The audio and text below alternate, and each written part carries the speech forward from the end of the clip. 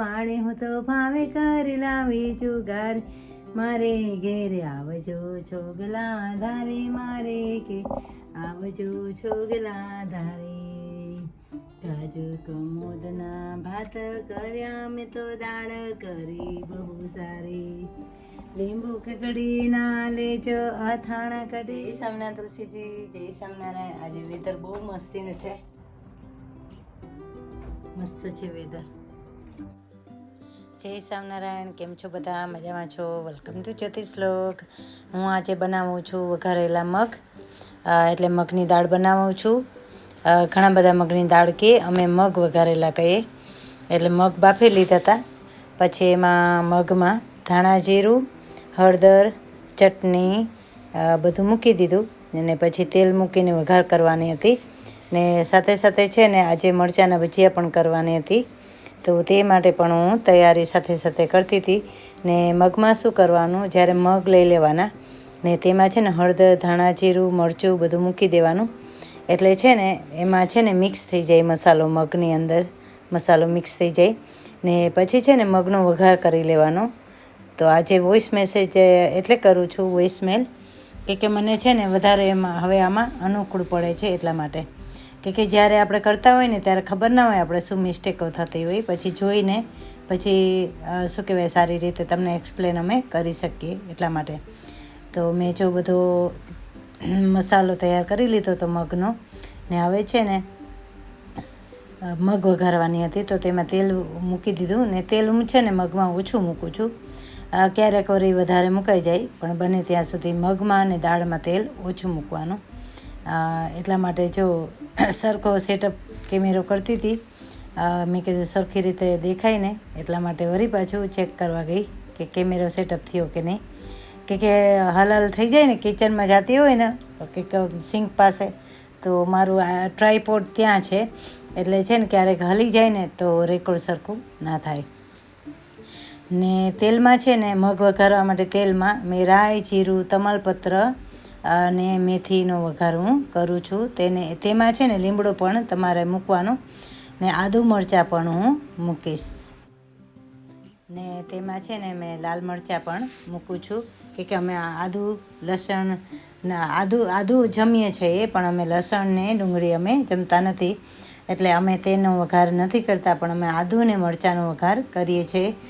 અને તેમાં મેથી પાવડર પણ મેં મૂક્યો હતો,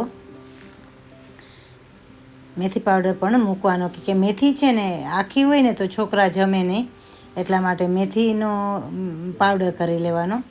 એટલા માટે છોકરા છે ને, છોકરાઓને ખબર ના પડે એટલા માટે.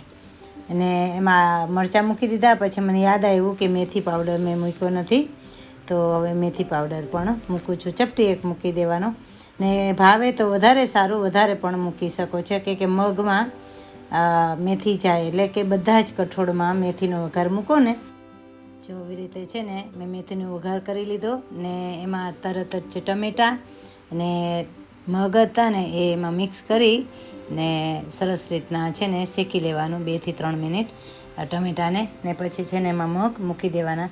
ને સાથે સાથે છે ને મેં કીધું ટમેટાં ચડે ને, તો સાથે સાથે છે ને હું મરચાંના ભજીયા બનાવવાની છું ને, તેની પણ તૈયારી હું કરું છું. એટલે હું છે ને બુલેટ ચીલીના મરચાંના ભજીયા બનાવીએ છીએ, કે અમારા ઘરમાં મરચાંના ભજીયા વધારે ખવાય એટલા માટે, ને સ્પેશિયલી બુલેટ ચીલીના વધારે ખવાય. ને બુલેટ ચીલી છે ને પ્લીઝ તીખી આવે છે, તો પ્લીઝ તમે બનાવો ને તો મેક શ્યોર કરજો કે તમારા છોકરાઓને તીખું ખાઈ શકે તો એમને આપજો, નકર છે ને બહુ તીખા હોય છે એટલા માટે. ને આવી રીતે બી કાઢી ને એમાં છે ને હું ધાણા જીરું, પછી જીરું, શેકેલું જીરાનો પાવડર અને નિમક નાખીને મરચાંની અંદર થોડું થોડું છે ને ભરી લઈશ, એટલે કે છાંટી દઈશ. અને પછી છે ને આપણે શું કહેવાય ખીરું પણ બનાવી લેવાનું, એવી રીતે કરવાનું. જો મારા મગ પણ તૈયાર થઈ ગયા છે. ને હવે છે ને હું મરચાંની અંદર ધાણા જીરું ને નિમક નાખી અને ભરી લઈશ. અને જો 2 ચમચી જીરું હોય ને એટલે કે ધાણા પાવડર, જીરું ને નિમક. એટલે 1 ચમચી નિમક હોય તો 2 ચમચી ધાણા પાવડર ને જીરું મૂકવાનું શેકેલું. એટલે છે ને બંનેનો માપ સરખો આવી જાય એટલા માટે.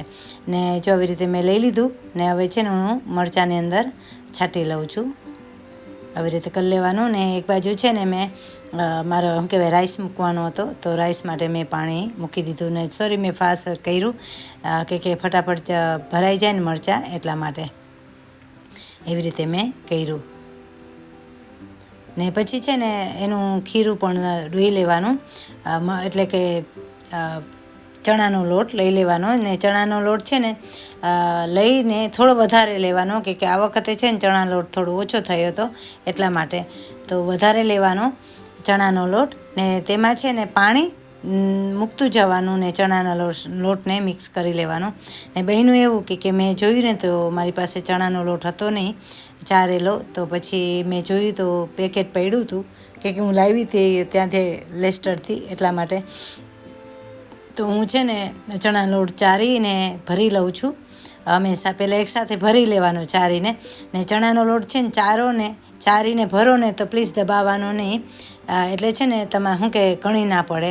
જ્યારે ભજીયા કરો ને ત્યારે ઘણા બધા એમ કહે છે અમારે કણી પડે છે, તો કણી ના પડે, ગાંઠા ના થાય, એટલા માટે જો મેં આવી રીતે ચણાનો લોટ પણ લઈ લીધો. ને તેમાં નિમક મૂકવાનું ચણાના લોટમાં, અને લેમન મૂકવાનું ને પાણી મૂકવાનું. પણ પહેલાં લેમન મૂકવાનું, પહેલાં લેમન નહીં મૂકવાનું. પહેલાં છે ને પાણી મૂકતું જવાનું ને ચણાના લોટને મિક્સ કરતું જવાનું. જો હું આવી રીતે કરું છું. ને ઢીલો થયો તો પછી ફરીથી મેં લોટ એમાં મૂક્યો. ને પછી છે ને ઉપરથી થોડું પાણી મૂકી ને લેમન અંદર મૂકીને એકદમ છે ને મિક્સ કરી દેવાનું. એટલે છે ને તમારે ઈનાની જરૂર નહીં પડે. આજે મેં ઈનો નથી વાપર્યો એટલા માટે, આજે હું ઈનો નથી મૂકતી, કે તમને બતાવવા માટે કે ઘણા બધા દરરોજના માટે ઈનો મૂકે છે. ક્યારેક હું મૂકું છું, ક્યારેક હું નથી મૂકતી. આજે મારે નહોતો મૂકવો એટલા માટે. પણ તમે મૂકી શકો છો, ભજીયામાં ઈનો મૂકી શકાય છે.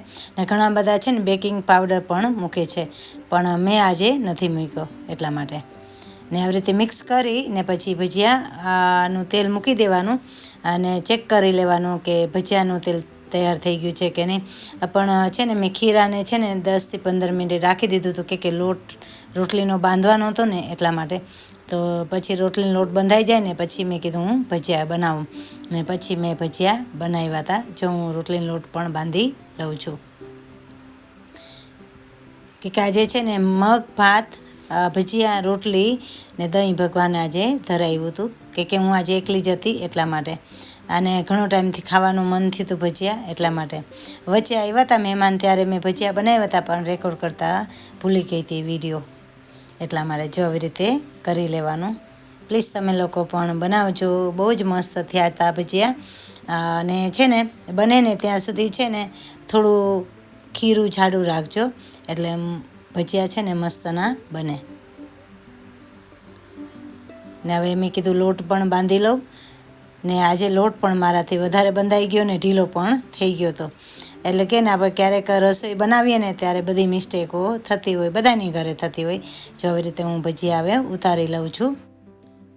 ને તેલને છે ને ભજીયા જ્યારે તમે બનાવો ને ત્યારે તેલ છે ને મીડિયમ ફ્લેમ ઉપર રાખવાનું, એટલે કે મીડિયમ તાવ ઉપર રાખવાનું. નકર છે ને તમારા ભજીયા બળી જશે ને અંદરથી છે ને કાચા રહી જશે, તો એ પણ તમારે ધ્યાન રાખવાનું. જો હવે હું આવી રીતે ધીરોતા છે, એટલે છે ને ભજીયા છે ને તમારા બળી ના જાય. ઉપરથી નકર છે ને તરત ઉપરથી બળી જાય ને અંદર છે ને કાચા હોય, એટલે છે ને અંદર છે ને લોટ છે ને તમારો ચડે નહીં. એટલા માટે મીડિયમ ફ્લેમ રાખવાનું, એટલે કે મીડિયમ તા રાખવાનો. ને સ્પેશિયલી મારે છે ને કુકર ઇલેક્ટ્રિક છે, એટલે મારે બહુ ધ્યાન રાખવું પડે. તરત જ ધીરો પણ ના થાય ને તરત જ ગરમ પણ ના થાય, ફાસ્ટ પણ ના થાય, એટલા માટે. ને સાથે સાથે છે ને હું રોટલી પણ બનાવી લઉં, કે ભજીયા ચડે ને તો સાથે સાથે રોટલી પણ બનાવી લઉં. ને આજે ભગવાને છે ને થાળમાં મોડું થઈ ગયું હતું, 1:30 વાગે આવ્યો હતો, તો આજે ખૂબ જ લેટ થઈ ગયું હતું, તો માફ કરજો. આજે ભગવાનને કહેતી હતી, મેં કીધું ભગવાન માફ કરજો, આજે બહુ મોડું થઈ ગયું છે. ને બને ને ત્યાં સુધી છે ને મારે રસોઈ વહેલી થઈ જાય સવારમાં. 12 સાડા 12 વાગે હું રસોઈ બનાવી લઉં, પણ આજે મોડું થઈ ગયું હતું, તો તો ભગવાનને હું માફી માગતી હતી કે ભગવાન સોરી માફ કરજો, આજે બહુ જ મોડું થઈ ગયું છે. તો ચાલો હવે હું રોટલી પણ બનાવી લઉં, ભજીયા પણ તૈયાર થઈ ગયા છે. તો તમને કેવી મારી રેસીપી લાગી પ્લીઝ શેર, સબસ્ક્રાઈબ, લાઈક પણ કરી દેજો અને પ્લીઝ કોમેન્ટ પણ કરતા રહેજો ને લાઈક પણ કરજો. જો મારા ભજીયા મસ્તના તૈયાર થઈ ગયા છે, પ્લીઝ તમે લોકો પણ બનાવજો. Share, subscribe, like my YouTube channel. Thank you so much. Bye bye.